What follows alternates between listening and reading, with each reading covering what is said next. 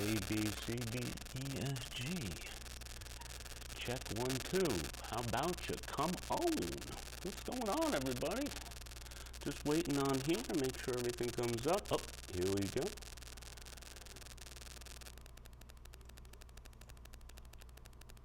Is there volume? Check, check. 5, 4. There we go. Good deal.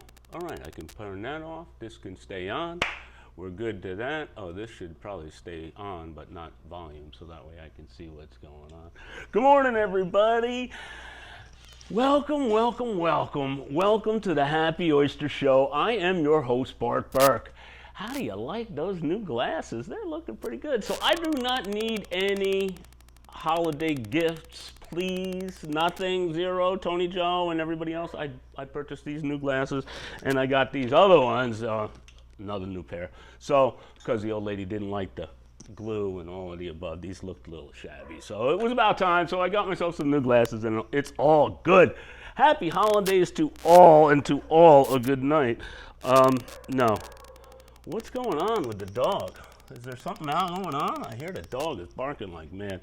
All right, so anyway, enough of that holiday stuff. It's not my most favorite time of the year. The commercialization of it has just gotten out of hand, man. It starts right after back to school. It's ridiculous. So the commercialization kind of ruined it for me a little bit. And as I get older, maybe I'm turning into a Grinch. Whatever. That's my own gig. Boy, that's a little bit bright back there, huh? Let's see. We'll just turn that down a little bit. Let me see. How's that? That a little better? That work? My new props are working all right. Good morning, good morning, good morning. You like them? That's a little bit different, you know? What can I tell you? It is coming up on the first of the year, and springtime is right around the corner. So it is time to renew your permits. I got the little packet in the mail, and you know, I have 3 different permits that I have to renew, and possibly some new ones, apply for some new ones. There are so many different regulations out there, and now is the time of the year, if you're an oyster farmer, that you are going to start to review your permits and make sure that your paperwork is in order. You should have these documents on board at all times, just in case you get boarded by the man.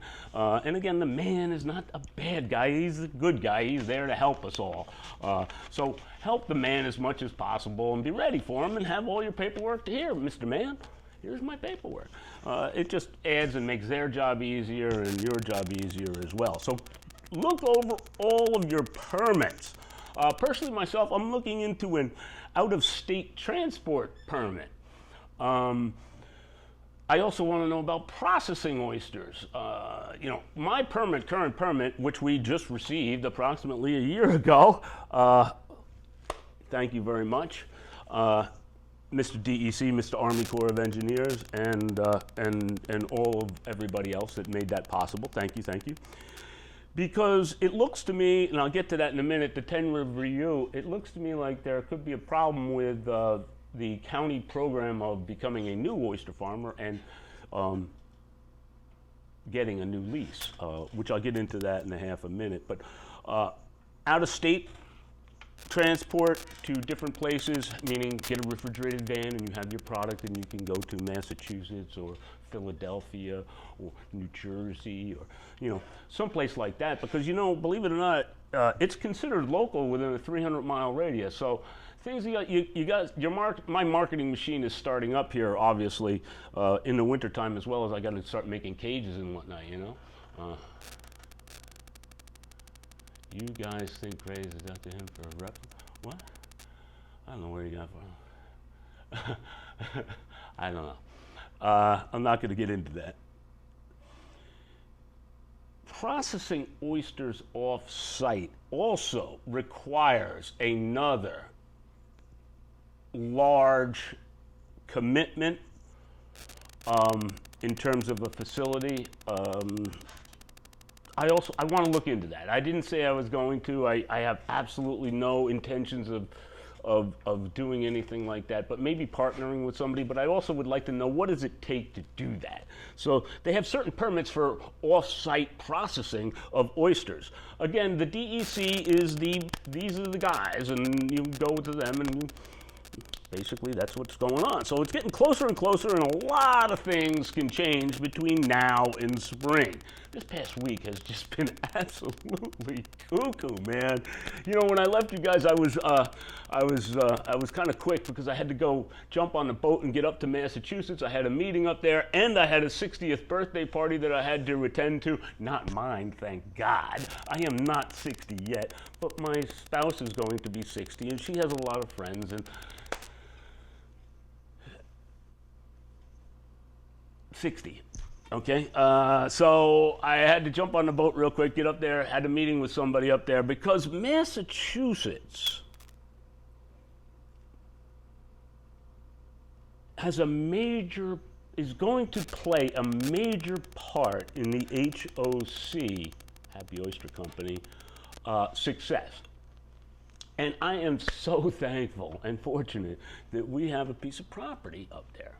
And that's the way, that's it. I'm not really gonna go into great big stuff. So I ran up there, had a meeting, had a good party, had some good snacks, came back down again and got back to work, had a little recovery, had the holiday coming in. I had a new faucet that I had to install, right? And then the dishwasher shit the bed too, just before Thanksgiving. So I had to put on my plumber hat and dishwasher, and believe it or not, I was able to get a dishwasher, install it, everything was all cool. So I don't have a lot to report other than, and I don't have a lot to report other than the 10-year review from the county.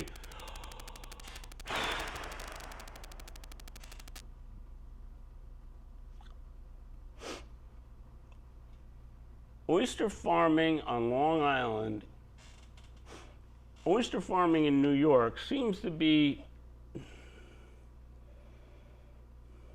in its infancy, stagnated. A couple of different things are going on here. The regulation involved to getting a permit is astronomical. It took me 14 months from start to finish to get my permit. I've been involved in the oyster gig for approximately 5 years. When I first found out what to do when becoming an oyster farmer, I probably should have found out where to get land, but instead my mechanical mind said, how do you hoist? That should be easy to get them out in the bay because we have so many bays, it shouldn't be that big of a deal. How do you house them? That was my #1 concern. What do I put them in? Okay, so I started to research cage making because I'm a mechanic and this and that, and started to go into that. And also went into where am I going to do it? Unfortunately, the town of there's so many different towns and counties, and so let me just back up for half a second. We are in the state of New York, which is in the county of Suffolk, and I live in the town of Southampton, which is and I live in the hamlet of West Hampton in the town of Southampton. It's a kind of level of graduation type of thing, all the way up the ladder. But anyway, the town of Southampton has no commercial aquaculture program. And I looked at that and I'm like, wow, you know, here I grew up here in Southampton town all my life. I did move away, but I came back relatively quickly within 2 years, and learned how to sail. I learned how to swim. I surf here. I mean, I just was like baffled. Oh, really? They don't have any kind of commercial aquaculture? All right, well, you know what? I'm going to have my own commercial aquaculture thing up and running before I even come close to thinking about doing something in Southampton town. But let me start the research, and I started to go at it and blah, blah, blah. So I went in, and here comes the county of Suffolk into play, and they have a place in the Peconic. This is the general map. All of these maps that I'm about to show you are on the links below, on the comments below. Check out all of the comments below, and I really thank you guys for tuning in, by the way. Please don't forget to rate, comment, and or subscribe. So this is kind of the generalization of what's going on here. Can you guys see this? Is this going to come in? Maybe I should tune this down a little bit. I don't know what to say. Yeah, that comes in. All right, so here's what we're going to do. I'm going to take this, turn this down. Sorry, I'm a one-man show, guys. You gotta bear with me. And then I can come in a little bit, scoot over a little. Maybe. That's not too bad. Thumbs up for freedom. I hear that, baby. All right, so how's that? That isn't too bad, right? You can see that? So this is the area, and this is just a generalization, and we sat down at a meeting and we talked about these things, and they're talking about the 10-year review. They started this process 10 years ago. In order to become a new oyster farmer right now, you have to join a, right now it's on hold. Everything is on hold. There was a lottery, and I took place in the lottery approximately 2 years ago now, and you have to get pulled out of a hat in order to become an oyster farmer, believe it or not. There's nothing else, nothing else. All you have to do is fill out some paperwork and bang, here, hopefully your name is going to get picked out of the hat. And if your name gets picked out of the hat, here's your spot and have at it. No prerequisites. No, what are you going to do? Yeah, you have to go through all the permitting and whatnot. And then when the people start to go into the permitting, all of a sudden they start to lose interest, and maybe that's what they want and whatever. But anyway, there's some people that got a little upset with this whole idea of oyster farming. They were over in this area over in here. And they decided that they were going to cause a little bit of a stink, and they did, and they caused a little bit of stink. And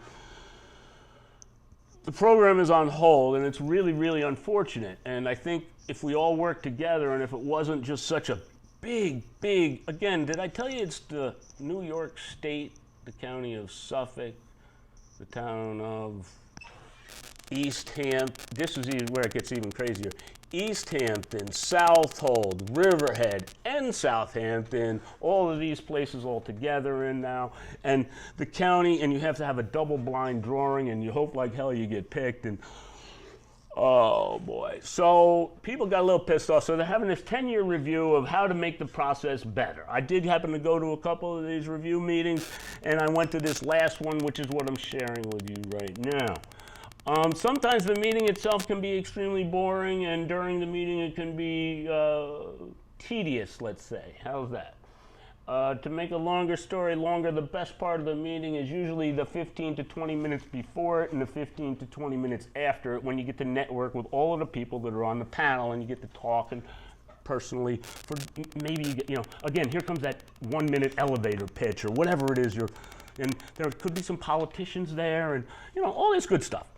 So it's worth your while to go to these things, even though the actual meat of it could possibly be monotonous.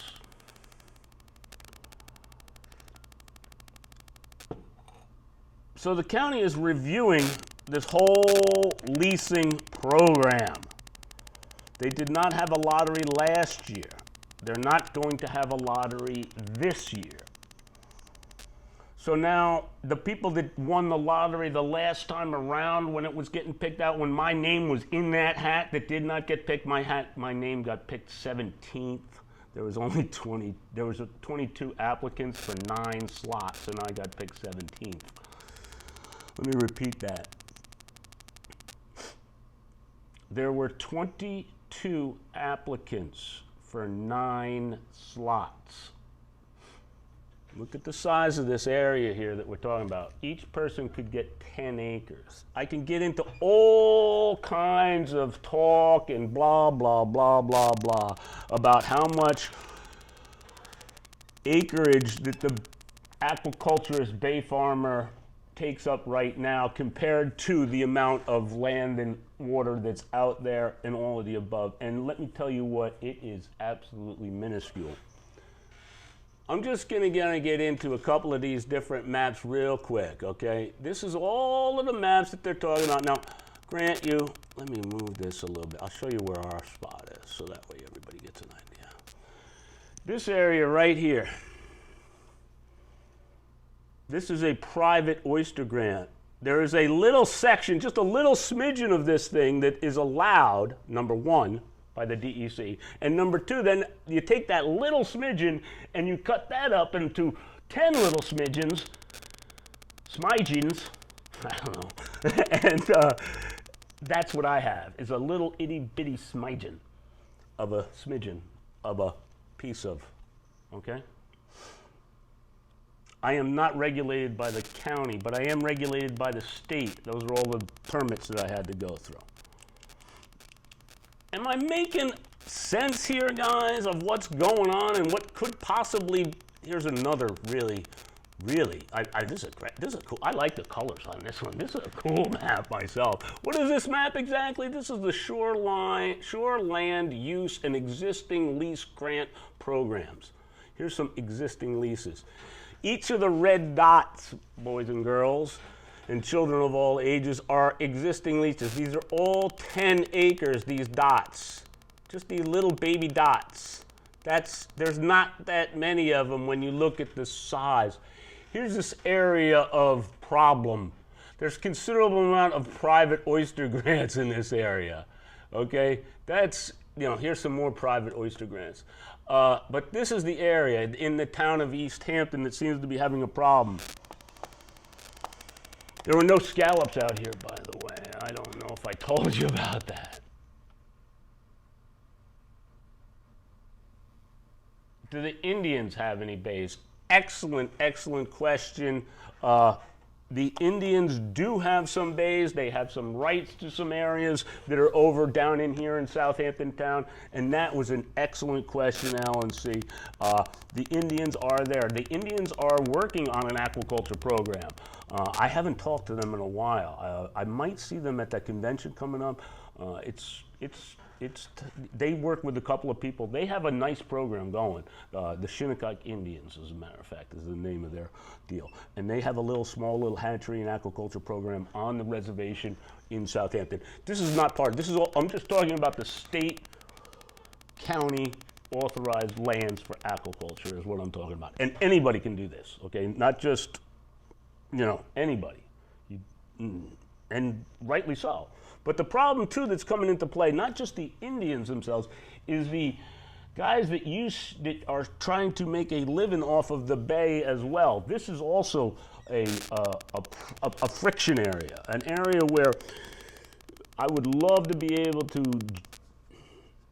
bridge the gap and help between the wild harvest, the wild guys, the guys that are out there, pulling those rake handles. These guys are big, man. I don't want to mess with these guys.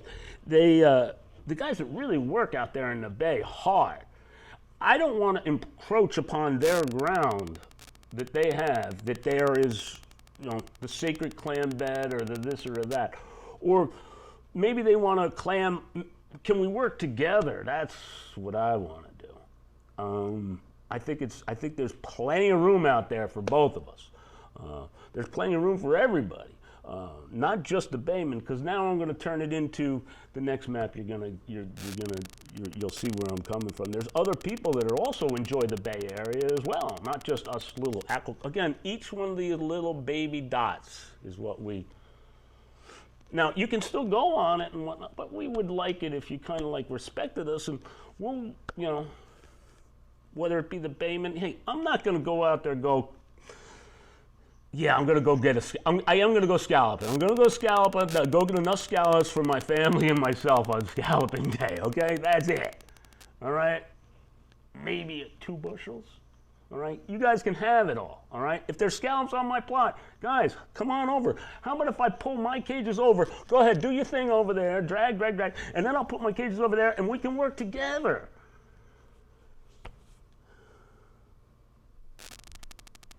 Is that too crazy? I'm just talking about the wild harvest guys now. Now, I'm going to step one step more now, okay? Let me go to the next map. This is the big money map. And again, all of these maps are on those comments below. This has everybody. These little octagons here, they've taken into consideration the windsurfers and kiteboarders, of which I am one of them, okay? And these happen to be these octagon shapes, oh, look, in this area here, okay? Then we got some high boat traffic, which is kind of hashed in yellow. I'm looking, there's a couple, it's tough to tell exactly where the high boat traffic is, but seems to be some high boat traffic and kiteboarder and private oyster grants all in this little spot over here. Interesting. There is huge amounts of areas that we can go, but certain areas we don't necessarily want to go. Certain areas we can't go.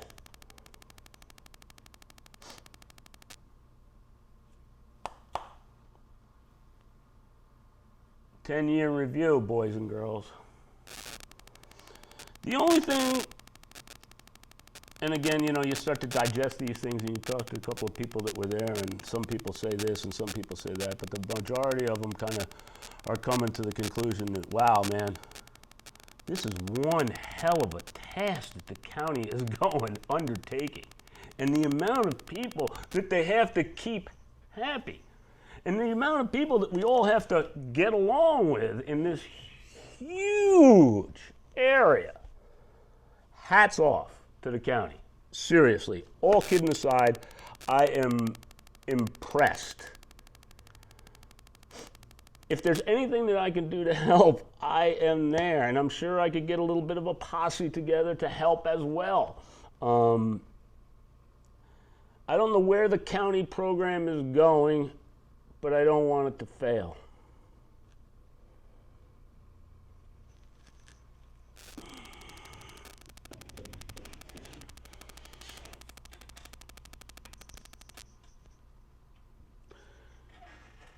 If you have a lease right now and you're with the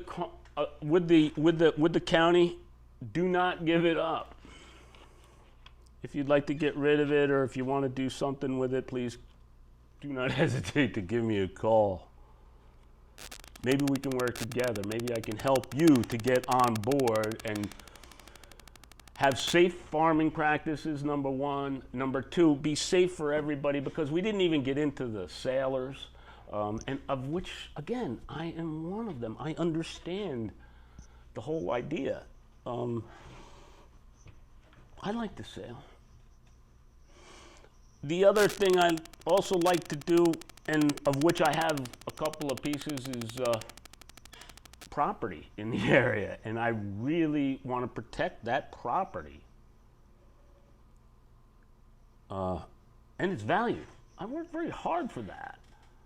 So the water quality is probably, I think, the number one reason why most of the people are here is for the water. That I think there's enough space for everybody to get along with.